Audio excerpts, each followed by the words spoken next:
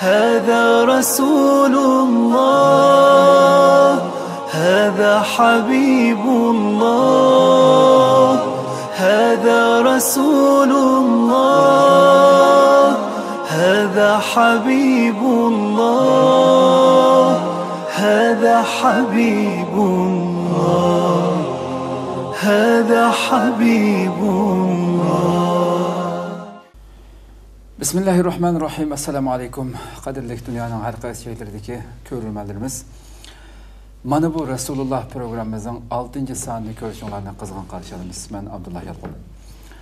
Qadrli qarindoshlar, hammalarga ma'lum bo'lgandek, bu muborak ulug' oyning sharofatidan Rabbimiz ato qilgan bu go'zal muborak oylarning ibodatlaridan huzurlanish bilan birga mushu oy kirgandan buyon boshlab bugun 6-soniga kelgan bu programmamizda Peygamberimiz bizning yo'lboshchimiz, ulgimiz bo'lgan Rasulimizningki hayoti, oilasi qanday axloqqa ega ekanligini hammasini qo'limizdan kelgancha vaqtimiz qis bo'lgan bo'lsa-mu, anglata shaklda qisqa bir shaklda anlatib, o'zimizning hayotiga shunday bir ulug' oylarda shu Rasulimizning axloqini o'zimizga o'zlashtirib, o'zimizning hayotida yashab qo'limizdan kelgancha shu go'zal axloqini qiladigan niyat bilan boshlagan bu programmamiz davom qilib o'tadi har kungidek.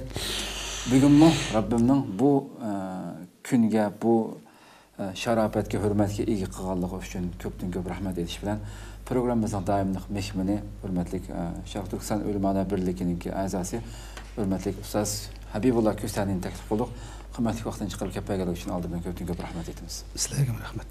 Rahmatulloh razı olsun. Qarindoshimizga asl tuqilgan asar, qanday bir savollar bo'lsa, ekran oldida chiqayotgan nomerlar orqali yo'llasanglar, biz qo'limizdan kelgancha javob berishga tirishamiz yoki ayrim programma shaklida yoki programma jarayonida oldimizga kunlarda degandek. Bugun biz ana temamiz bugungi 6-sonimizda Rasululloh qo'shnilari bilan degan tema to'xtalsak deyman. Tunugunki biz Rasulullahning oilasi, farzandlariga qanday muomala qiladigan to'xtalgan. Albatta bir inson bo'lish sifatimiz bilan mayli nada yashayli, dunyoning narida yashayli, qo'shnidan ayrilib yashashi inson bilan yashash munosabati bilan mumkin emas. Davomli shular bilan munosabat qilib yashaymiz. Bu sohani Payg'ambar alayhisalom inson haqiqatan hayron qoladigan darajada, hatta xuddi qo'shniniki meros oldigan darajaga berib qoldigan sahobalar ayna deb ketgan.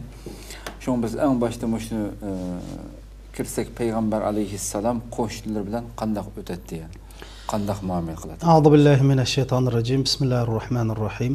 Alhamdulillah vassalotu vassalamu ala rasulillah va ala alihi va sahbihi va man wala. Endi biz bu Ramazonni hammamiz ulug' bilamiz. Ramazan haqiqatan bir ulug' ibodat, ulug' oy, ulug' kun, ulug' daqiqalar. Endi bu Ramazan bizga mana murosim xarakterlik bo'lsa qat'iy bo'lmaydi. Evet. Ya'ni bizningki Ramazandinki burungi holimiz bilan Ramazandan keyingi holimiz o'xshash bo'lib qolsa bo'lmaydi. Chunki bu Ramazanning bizning hayotimizda chuqur aks ettirgan ijobiy taraflari bo'lishi kerak. Jumladan bizning qo'shnilar bilan bo'lgan aloqamiz. Endi bu qo'shna hayotimizda bak muhim bir tema. Rasul akram sallallohu alayhi vasallam bir qo'shni edi. Qo'shnisi Yahudim boti, musulmon boti, boshqa millatlar boti.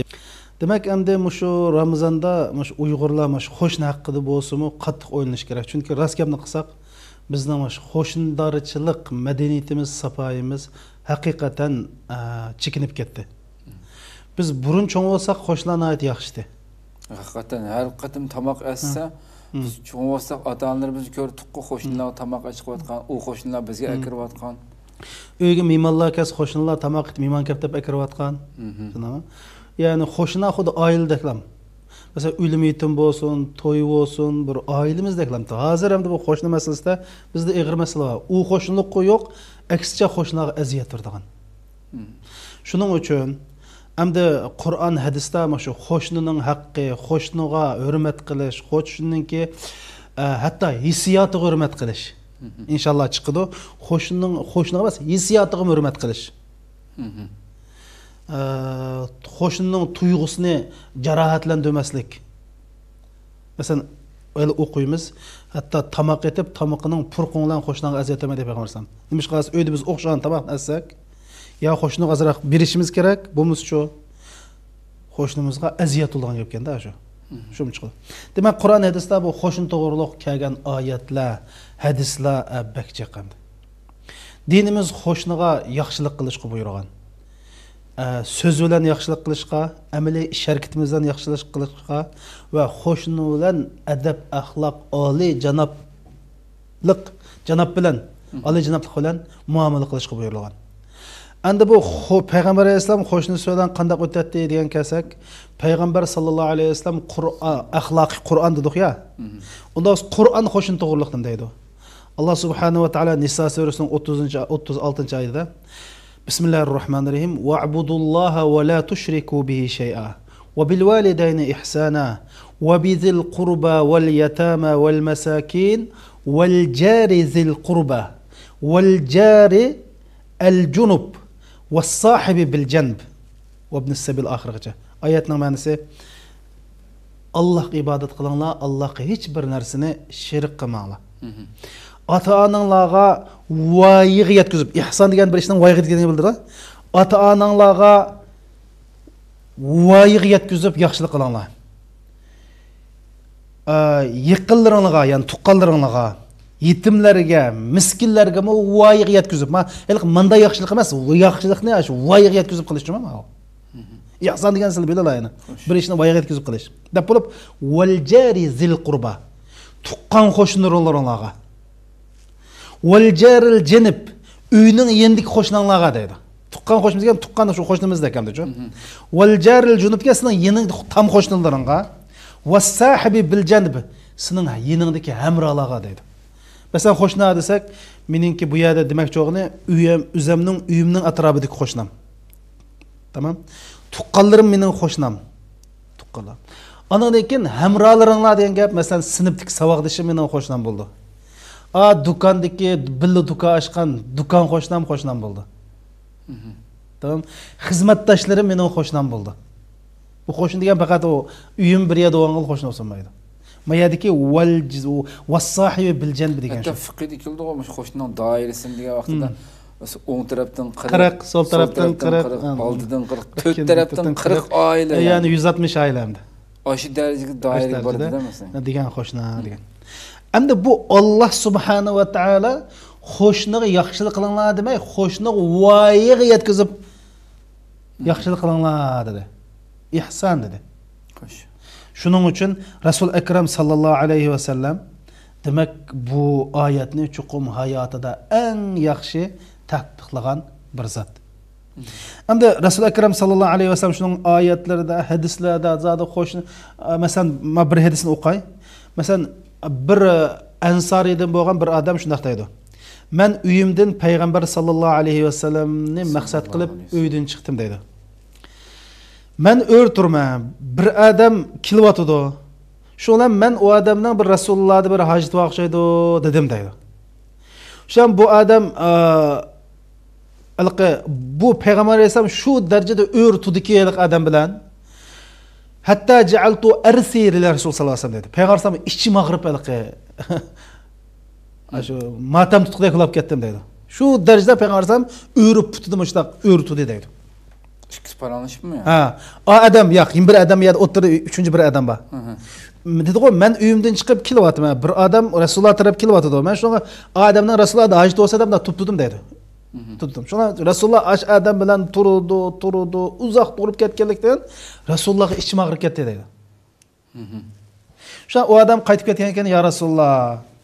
O adam bilan yomon uzoq o'rturkatlar, men sizga ichim og'rib shu xuddi bir o'lim bo'lgan odamga ta'ziya bilgandek ta'ziya bildigan ketdi, arzi degan shuchu. Deganda payg'ambar alayhisalom nima dedi deb javob berdi. Va laqad ra'aytahu, ha ras ko'rdingmi degan ekan, ha ko'rdim debdi. Payg'ambar alayhisalom dedi, atadri man huwa? Ash men bilan tug'an odamning kimligini bilamsa debdi. Men qultu la, men yo'q desam, zalika Jibril alayhissalom ما زال يوصيني بالجار حتى ظننت أنه سيورثه. Aş men bilen tuğne deydi. Cibril o. Manga maş hoş toğırlık qattiq izchil turdi vasiyat qilib, hattoki bu hoşnam manga mirasxo'r bo'lib qolamki degan darajada o'ylab ketdim. Ayında oyladım. Şu derecede belki tavsiye kıldı. Muhammed jarang yaxshilik qil, jarangni qo'shningni yaxshilik qil, qo'shningga hurmat qil, qo'shningning ki tamoq assang tamoq son va degandek qo'shnim haqida muhimdaq gap. Shunda meni mirasxo'r deganing sening tuqqanlari bir balları nesildan bo'ladi da meyada. Demak, shu chaqda xuddi meni xuddi bu qo'shnim mening oilamning bir a'zosidek tuyg'u keltirib qo'ydi. Demekçimdi. Qo'shindachilik uni ustiga shu darajada qo'shindachilik qildiki payg'ambar sollallohu alayhi vasallam. Abdullah ibn Amr degan sahabiy deydi. Sahabalar bu qo'shindachilikni payg'ambar sollallohu alayhi vasallam tushungan qanday tatbiq qilayotganini o'qib boqaylar. U bir qo'yni bo'g'izildi deydi. Yani öyle go'sht lazım. Qo'ydan birini bo'g'izildi. Faqala ahdaytum li jaril yahudi ma go'shtdan ay yahudi qo'shnimizga hadiya so'g'at yani Bədənlama o dedi. Demək ətrafda Müslüman qoşunlar var. Qoşun degan manda oldu. Qoy öldürsə, həmin yüz palaq-pulaq yeyolmay. Demək a Müslüman qoşuna qoyub hətta ma Yahudi qoşunumuzun bədənlama dedi. Dəpulu fa inni sami'tu Rasulullah sallallahu alayhi ve sellem ma zala Cibril yusini bil jar hatta zanantu annahu sayurisu. Çünki men Peyğəmbər İslamdan ki Cibril mənə qoşun haqqında şunda bir izchil turda tavsiya qildi ki xuddi u qo'shna menga mirasxo'r bo'lib qolamiki deb gumon qilib qolgancha mashta vasiyat qildi degan olgandim deb meyada sahobalar qo'shni shunda tavsiya qildiqdan deb qo'yning go'shini hatto yahudi qo'shnisiga berishni o'zining bir majburiyat deb bilgan. Masalan, payg'ambar alayhisolamning hayotini olsaqmi, payg'ambar sallallohu alayhi vasallamning xizmatini qilgan bir yahudi balvati. Kichik bola.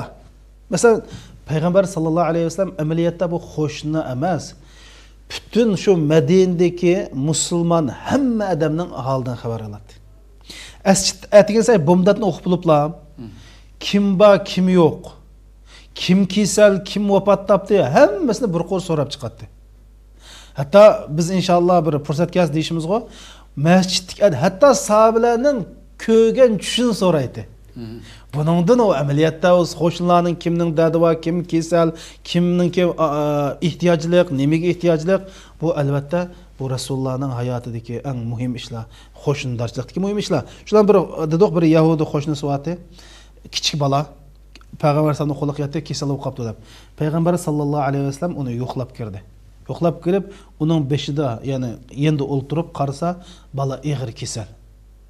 Shundan payg'ambar alayhisolamdan mushu bir dunyodan imonsiz ketganmisan deb u balaga payg'ambar alayhisolam aslim musulmon bo'lib ketgan debdi. Bu bala dadisiga qarabdi, dadisi balam ma Abul Qasim yani payg'ambar alayhisolamning gapini Abul Qasimning gapini, dadisining gapini anglagan, yani payg'ambar alayhisolam demakchi. Gapini angladi de, shundan u bala musulmon bo'ldi. Yani payg'ambar alayhisolam yani demek qo'shindachilik nima? Yani islomning xizmati uchun unumlik fursat deb bilgan. Bir qo'shnilar og'rib qoldi, qaraslar og'ir kasal, shundami? Shuni payg'ambar alayhisolam uning qilingan eng yaxshi sovg'at nimati? Rasululloh o'zi eng yaxshi ko'rdigan jindin qindin aziz bo'lgan din. Hatta o'sha Makka davrida Rasululloh ko'pincha qo'shnilardan azor eshitdi, masalan, o'zining urug' tuqqanlaridan bo'lsin, qo'shnilardan bo'lsin. Medinede olsa hürmetlendi Ensarlar tarafından, yani Müslümanlar tarafından. Aşı Mekke'de mi insanlar hakikaten her günü işine aldığı ahlak tüküp koyduğun Yahudi. Mesela aşı Abu Lahab. Aşı ağırıp kalgandan yoklap vardı o. Ahlak tükülmeye kalkan günse. Ahlak tükülmez. Mesela Abu Lahab, Abul Hakam, mush qatarliq Abu Mu'ti degan qatarliq bir necha payg'ambarning qo'shnilarga bak aziyat qiltamdi. Bashlarga qo'y kalninki ish a'zolarini otib qo'ydigan. Abu Lahabning ayoli Rasulullohning ishini oldiga tikanlarni chechib o'tadigan. Yo'liga. Shuni payg'ambar sabr qildi. Sabr qildi. Chiqib urushmaydi, og'zini buzmaydi. Endi ma program uzrab ketmiz deymiz, bo'lmasa nurg'un nihoyat hikmatli qissalar, vaqaliklar bor endi. Demak, payg'ambar ham qo'shnilar bu shundoq yaxshi o'tadi. U Yahudining qashidan chiqib, Alhamdulillahillazi anqazahu minan nar. Do'zaxdan osh balni do'zaxdan qutqazgan Allohga hamd sanolar bo'lsin dedi. Demak, Payg'ambar alayhisalom shu kichik bir Yahudi balni yo'qlagan qaragan chaqda, cho'nglar og'rib qolsa, boshqalar og'rib qolsa, yo'qlaydiganligi, ya'ni musulmonning haqqi shu hamda. Shuning uchun bu qo'shindachilik Rasululloh u nihoyat bak yaxshi qilgan hamda. Shuni hatto Bani Avf qabilasi she'r to'qigan-ku. Muhammad alayhisalomdek qo'shnimiz bor deb shu she'r o'qiganlar bor. Xo'sh. Faxrlanib. Xo'sh, endi islomda qo'shni haqqi nima uchun shuncha vola muhim? Payg'ambar sollallohu nurg'un hadislarda nihoyat tafsiliy holatda hatto jannatga kirolmaydi, iymon etgan bo'lmaydi degandek hadislar bor. Hamda chunki islomning asli maqsadi xotirjam, baxt saodatga to'lgan bir illiq jamiyat paydo qilish. Va shundaqla islomda adab, axloqni umumlashtirish, insoniyatni ittifoq bir holatga akilish. Masalan, Uyg'urchadan bir gap bor, yiroq tuqqandan yaqin qo'shning yaxshi. Yiroq tuqqandan yaqin qo'shning yaxshi. Nima degan gap? Darhol 5 kun tushgan vaqtida yaqin qo'shning asqatadi. Shunday-ku. Masalan, darhol ehtiyojing tushgan vaqtida yaqin qo'shning asqatadi. Shunga iliqi uy ilishdan burun qo'shningni al deydi. Bu nimani ko'rsatsa, qo'shnining bir inson hayotida muhim ekanligini bildirdi. Albatta. Qo'shni muhim. Chunki sizlar qo'shni degandan sizlarningki kirib chiqayotganlarni biladi, ichki sirlarini biladi. Shuning uchun qo'shniningki sizning hayotlardagi o'rnining muhim bo'lganligidan islom shuni bu qo'shni nihoyat muhim o'rin qo'ydi. Hatto qo'shniga yaxshilik qilish imonning bir parchasi qilib aytdimi? İmanның bir parçası. Mesela Resul Ekrem sallallahu aleyhi ve sellem ne deydi? Men kana yu'minu billahi vel yevmil ahir felyuhsin ila jari. Oylab baksa, Allah'a iman etsen deydi. Kimki Allah'a iman etse. Allah'a iman etse, kimki yani kim Allah'a iman etse, ahiretki iman etse, hoşnusuğu yaxşılık etsin deydi. Ben dedim bu yerde yaxşılık, yaxşı söz, yaxşı hareket, güzel ahlakını gösterdi. Tamam. ومن كان يؤمن بالله واليوم الآخر yani kıyametke Allah iman kaltığı adam mihmallarını ikram kılsın. Yine ahiretke peygamber ahiretke Allah iman etken adam yaxşı gap qilsin yoki jim tursin deb. Misha adamda nima dedi? Allohga iman etsan, qiyomat kuniga iman etsan qo'shning yaxshilik qil. Ya'ni imonning shartida qilib atadi buni. Ya'ni qo'shning yaxshilik qilmasang, demak sen xuddi iman etmagan odamdek. Biz hozirgi ahvolimizni shunga selishimiz kerak. Men dedim, xizmatdoshlaring sening qo'shning, do'kondoshlaring sening qo'shning, maktabdagi saboqdoshlaring sening qo'shning. Uying bilan tam atrofidagi odamlar sening qo'shning. Zodi payg'ambar alayhisalom dedi, iymon etsang yaxshilik qil dedi. Biz zodi qo'shlarimizni yaxshilashni quvvatimizni qo'matmaymiz. Buni hammamiz o'sha Ramazonda o'zimizni tekshirib baqsaq bo'ladi. Xo'sh, o'zimizni tekshirib baqsaq. Shunga masalan bir hadis sharifda Abdullah ibn Amr radiyallahu anhu qala Rasululloh xayrul ashabi indallahi taala xayruhum li sahibi dedi.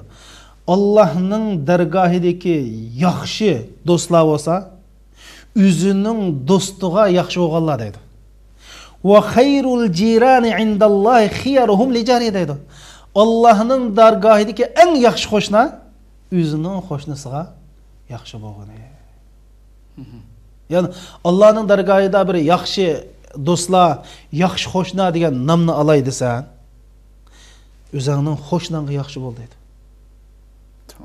Endi biz qo'shnimiz zodi bunday harakatlardan, bizga bo'lgan muomalasidan bizdan rozimi, rozi emasmi qarab bilalaymiz.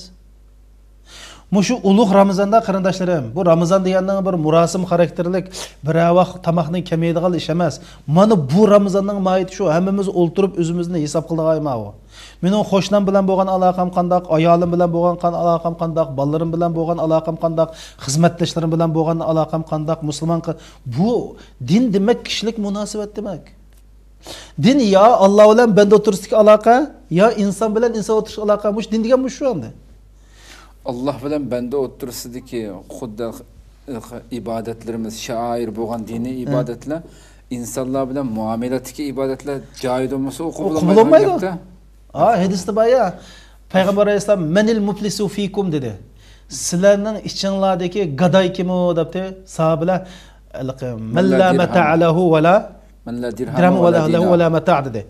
Yanchug'da bir 2-4 ko'yning tayini yo'q, 2-4 liraning.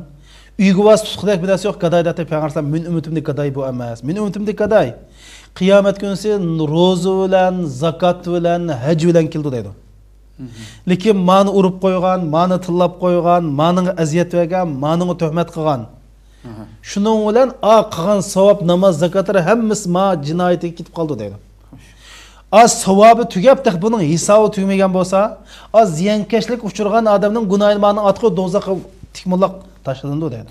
Bunda nima tushunamiz desa, kishilik munosabatda nachar bo'lsang, o'qigan namozing, zakoting, qilgan jinoyating yetmaydi degan gap. Siz degan gap shumi shu?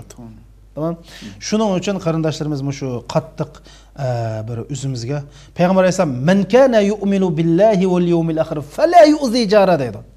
Sen Allohga qiyomat kuni iymon etmasang, qo'shniga aziyat etma dedi. Tamam. O'ylasa, "Vallahi la yu'min, vallahi la yu'min man la ya'manu jaruhu bawa'iq." Mana baba. Ya'ni qo'shnisiga aziyat bergan yoki qo'shnisi uning yomonligidan xotirjam bo'lmagan odam mu'min emas deb Payg'ambar alayhisalom. Ya'ni uning iymonni Payg'ambar alayhisalom mana nima dedi? 3 qatim Alloh bilan qilmasa mu'min emas deb ya Rasululloh kim u deyapti. Ya'ni bu xatar 3 qatim Rasululloh mu'min emas ekan sahobalar qo'rqdi. Sahobalar shunday iymonliq, shunday sabtlik ishlarda kim u ya Rasululloh qila men ya Rasululloh debdi. Men allazi la ya'manu jaruhu bawa'iqa. Ya'ni qo'shnisidan aziyatlar tugmagan, aziyat nima deb ya Rasululloh yomonlik ashniki. Qo'shnisiga masalan uylik vaqirab tovlash, bolalarni vaqirtib aziyat berish, shunama puraydigan tamoqlarni etib qo'shniga aziyat berish. Shu ishni oldiga chiqib qalaymoqan, masalan bizning bir odatimiz bor, yotgan ko'pni chiqib esib. Bu qo'shni manzara aziyat buzildi bundan. Zada qo'shnining bearam qildigan har qanday ish mushunga kirdi. Payg'ambar sen mu'min emas dedi. Biz soqolni 1 metr qo'yib, ayollarimiz butun hamyani yo'g'ilib, men musulmon deb qo'shniga aziyat bersa, hammasi yog'an sening qarashing demakchi. Payg'ambar sen mu'min emas deydi. Shuning uchun shu Ramazonda qarindoshlar, bu Uyg'ur qarindoshlar. Maqaraslar. Biz hozir ojiz. Ojizmi, ojiz emasmi? Biz ojiz. Endi biz qanday qilishimiz kerak? O'zimizning go'zal axloqi bilan, haqiqiy musulmonligimiz bilan, oliy janobliqimiz bilan, tirishchanligimiz bilan boshqalarning hurmatiga sazovor bo'lishimiz va boshqalarning qo'llashini va bizga hissdoshlik qilishni qo'lga keltirishga ehtiyojimiz bor bizniki. Davlatimizning tayini yo'q. Keyingiz axloqimiz nachar bo'lsa, xo'p bo'lib ketgan damda demanda boshqalar. Albatta, shuning uchun axloq masalasiga kelgan chaqda hammamiz qattiq qo'shni masalasiga kelgan chaqda diqqat qilishimiz kerak edi. Baş qo'shninki musulmon kafir bo'lishini o'tib Rasulullohning yuqoridagi nimaga ko'ra hech qanday bir farqi yo'q deb. Bugungi shu qarindoshlarimizning ichidagi ba'zi shunday diqqat qilmaydigan ishlarga atrofidagilarni yaratmaslik, qo'shnisini hatto musulmonning doirasiga olmaslik o'zichamli xiyolda. Rasululloh bo'lsa bu odamda o'ziga kun ishini oldiga butun uydagi axlat to'kib qo'ygan bir yahudiyga axlat to'kilmay qolgan kuni berib yo'qliq qilgan. Bu nima bo'ldi deb kirib ta'sirli kutib imoyat kutib qolgan yahudi mamdi. Xo'sh, yana sil demoqchi o'g'ni, ya'ni musulmon qo'shnidan kafir qo'shnidan farqi yo'q demoqchi. To'g'ri? Buni biz davomida o'q.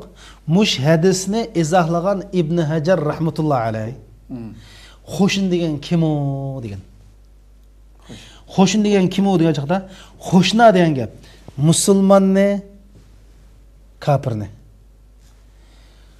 obidni, fasiqni, do'stni, dushmanni sang paylab kelgan, ziyon kelib kelgan hammasini o'chiga oldi degan. Qo'shin degan nima? Qo'shin degan musulmonsini qo'shnan bo'ladi. Kafirmi qo'shnan? Fasiq, ya'ni bizning bir fasiq deb qo'yamiz, dinninki ahkomlarga rioya qilmaydigan. Shunaqmi? Va do'stmi qo'shnan, hatto dushmaningmi sizning qo'shnan deydi. Agar sen bilan dushmanmi ekan, lekin u qo'shnan ekan, sen bilan dushman bo'lsa qo'shni haqiqiy gardingda bor demakchi. Mana İbn Hajar shunday dedi. Va nafu va dar dedi. Sen paydım hep keldi adam qo'shnan bo'lsa shum qo'shnan, hatto sen ziyon saldiqni sendan qo'shnan dedi. Yani bu mana bu o'limalarimizning bizga chunki payg'ambar alayhisalom Qur'oni Karimda qo'shna aldidimi? Qur'onda ardimi armidimi? Armidi. Qo'shna degan keyin hamma o'z ichiga oldi. Agar val janibi zul qurba val muslim demidi u yerda. Yoki payg'ambar alayhisalom hatto zan yuvarisigan jaril muslim demidi. Qo'shna degandan keyin bu yerda musulmonni, kafirni, do'stni, dushmanni, bizga foyda deb kelganni, ziyon deb kelganni, taqvo musulmonni, fosiq musulmonni hammasini o'z ichiga oldi deb Ibn Hajar rahmatullohi alayh mushundaq tafsir qilgan. Undan boshqa, masalan biz bilamiz hamda payg'ambar sallallohu alayhi vasallamning o'sha yahudlarning yo'qligini, shunama, undan keyin Abdullah ibn Amrning sahobalarni qo'yib turib qo'shnimiz bor degani shu chaqda ashla tushungan uni. Shuning uchun qo'shna 3 bo'ldi. Ya tuqqan qo'shna, buning bizda 3 haqqi bor. 3 musulmon qo'shna, ham tuqqan. Tuqqanlik haqqi bo'ladi, musulmonlik haqqi bo'ladi, qo'shnilik haqqi bo'ladi. Tamam? Yoki tuqqan emas musulmon qo'shna. Buning 2 haqqi bo'ladi. Musulmonlik haqqi, qo'shnilik haqqi. Ya kafir qo'shnimiz bo'ldi, buning bir haqqi bo'ldi, u bo'lsa qo'shnilik haqqi. Shuning uchun bu qo'shnilik nisbatan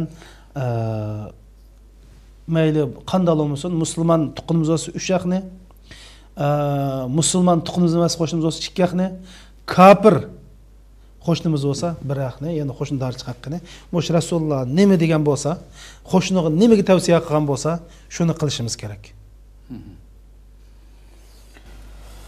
Xo'sh, hamda yani biz bundan ko'ra biz qo'shnilarimizning ish haqqini ado qila olamiz deb savol so'rasak uyg'un bo'ladimi begimmi?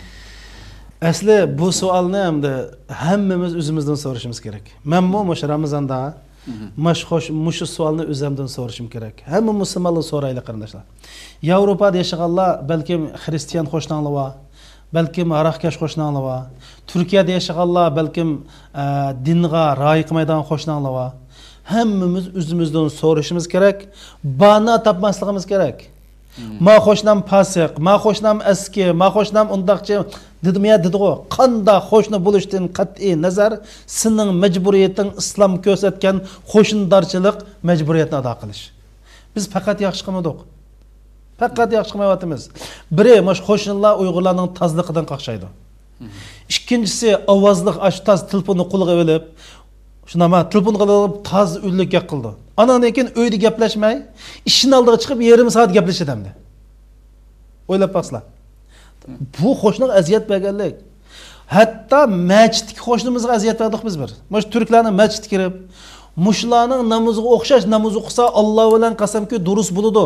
U qo'lni ko'tarib amin deb tovlab, putini kiyib olganlik bir namozning bir hech qancha jiqish emas, u faqatlan bir mustahab amallar hamda. Hozircha ba'zi qarindoshlarimiz bu turklar namozda rapiyat qilishni o'qimaydi. Namozda amin deb o'lik tovlashni o'qimaydi bular. Buni putni manda kirib olgan kes bugun nima qo'ydi deydi mani. Shuning uchun men qo'shnimizning ko'nglini ayab qanday qilishimiz kerak? Mash turklarga o'xshash ovozliq tovlamay, rapiyat qilmay, mushlarga o'xshash namoz o'qisak, shu qo'shnidarchilikning eng yaxshi shakli bo'ldi.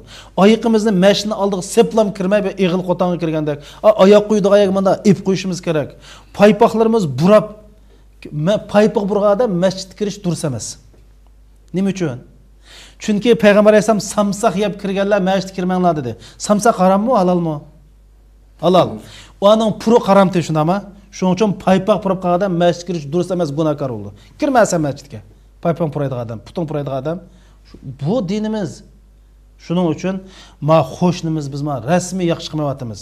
Men qarindoshlarimga ulug' Ramazonninki mush asnosida hammamiz birinchi men o'zimdan tortib, mash qo'shnilarga bo'lgan muomalamizni. Hey, qo'shnimizdan nima deb yaxshi o'tmaymiz? Biz ma'qul. Men deyman, ma'ningga nima banawa hamda. Ma'qul nurg'u ishlar Xitoy ani qildi, Xitoy ma'ni qildi, davlatimiz yo'q u. Bizning go'zal axloqliq bo'lishimizga, qo'shnilar bilan go'zal muomalada bo'lib, go'zal axloqli, haqiqiy musulmondek yashashga dunyoda nima to'salg'i bo'ldi? Demak, o'zingning fosiqligidan, o'zimizning nacharligidan, o'zimizning axloqsiz boshqa hech qanday banimiz yo'q. Ramazon tövbe iyi. Ramazan özümüzni oңşaş ayi. Ramazan nachar ayıplarımızı özgartadigan ay. Yaxshi güzel axloqni özümüzde özleştirdigan ay. Mana bu Ramazan eğer bunu tushunmasanglar, yani Ramazan iliqi kalideklan ağzını itib olgan bir kalidek Ramazan tutsak, bu faqatla murasim xarakterlik, yani rasmiyetçil Ramazan bo'lib qoldi. Allohning bunda Ramazanga ehtiyoji yo'q. Vaqt munosabati bilan oxirga kelib qoldik. Bugungi savolimizga kelsak, bolalar, o'smirlar, kichik bolalarningki shu ro'za tutishga ko'ndirish uchun ularning eng yaxshi, eng muvofiq yosh qaysi? Endi bu aldı bilan ya eyyuhellezine amanu qu anfusakum ve ahlikum nara. Ey insanlar sizlar, ey müminler sizlar özüңlarni ve aileni dozaqdan qorun, yani qo'g'danglar dedi. Demek aileni dozaqdan qo'g'dash aile cho'nglarga mas'ul. Bir hadisda ala kullukum ra'in ve kullukum mas'ulun an ra'it. Hammanglar padichi, hamma odam o'ziniki padisdan mas'ul dedi. Demek balalarımız mas'ul. Endi kichik balaga balog'at yetmaguncha Ramazon farz emas. Buni bilishimiz kerak. Farz emas. Chunki Rasul akram sallallohu alayhi vasallam 3 kishidan qalam ko'tarilib ketadigan gap hisob etilmaydigan gap. Birisi aqli adashgan sarangdan, ikkinchisi uxlab qolgan odam o'g'ang'ichilik, shunami? Uchinchisi balog'at ketishlik deydi. Ammo mush balalarni, kichik balalarni ro'z tuttirish masalasiga kelsak, bu sahobalarning davrida bor. Masalan, binti Muavvod radhiyallohu anha shunday deydi, qalat arsalana rasululloh g'adatu ashura, ya'ni payg'ambar alayhisalom Ashuraning attigini kuni, Ashuraning attigini kunsi ansarlarningki mahallariga adam yo'lladi deydi. Adam yo'llab men kana asbaha saiman falyutum, kimki ro'z tutmasa ro'zini davomlashtirsin. Agar ro'z tutmagan odamlar kechgacha ro'z tutgandek holatda binas yemay, ro'z tutmasmi, yemay shunday kunni to'liqlasin deb shunda dedi. Shundan biz ro'z tutdik va nusawwimu sibyanana sigar dedi. Biz kichik bolalarimizni qana qildik, ro'z tutdik dedi. Eğer ularning qo'siq ichib ketgan bo'lsa, yig'lagan bo'lsa, ularga o'yinchoq berdik deydi. Ayında qilib, iftog'ichilik ashlarni ashunda o'yin bilan mashg'ul qilib ro'za tutdik degan. Ulamolar mush hadisdan bolalarni, kichik bolalarni ro'za tuttirishga mashq qildirishning muhimligini, ko'ndirishning muhimligini deydi. Masalan, namoz 7 yoshdan boshlandi. 7 yaşdan başlap balalarga namoz o'qishga mukofot berib, uni qilib, buni qilib balalarni ko'ndirish boshlaymiz. Endi men Ramazon qanday qilamiz degancha, Ramazonga nisbatan ash balalarningki muayyan yashi yo'q. Endi ba'zi ulamolarimiz 10 yosh degan. Ammo ash balalarning sog'lomligiga qaraymiz. Chunki ba'zi balalarningki jismoniy nimasi kuchlik bo'ladi. Ba'zi balalar ojiz bo'ladi. Shuningga eğer şu balını 3 gün uda ro'z tutsa, şu balda başka özgürlük olmasa, aş balığı çuqum tuttirish kerak deydi. Qolgan balalarni qachon boshlaymiz taxminan o'limalarimiz 10 yoshdan oldi keyin degan.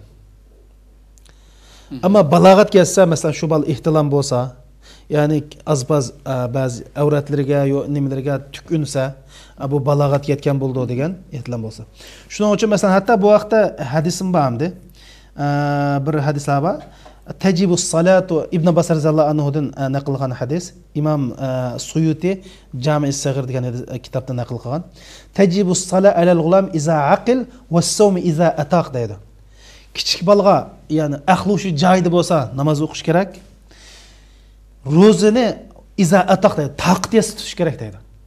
Shuning uchun biz haliqi bolalarning yeshidan bak taqti qaraymiz. Mush bal tutalık da olsa. Eğer hiç olmagan çağda balam sen 20 günlük ro'za tutqin. Aslında tedrici tedrici 20 gün ro'za tutqin balam.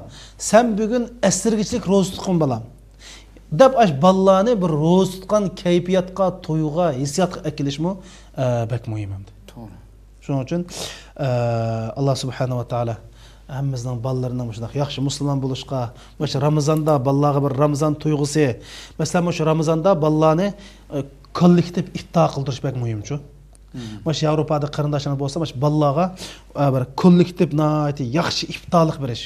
Vay balamkini iftar qiling deb, balalar ro'za tutmasmi, iftar kayfiyatida bu kayfiyat bilan bu havoda yashasa, endi balalarga shu Ramazon tarbiyasi bo'ldi shu. İnşallah Rabbim hayırlık evlatlar, farzandlar nasip olsun. Amin.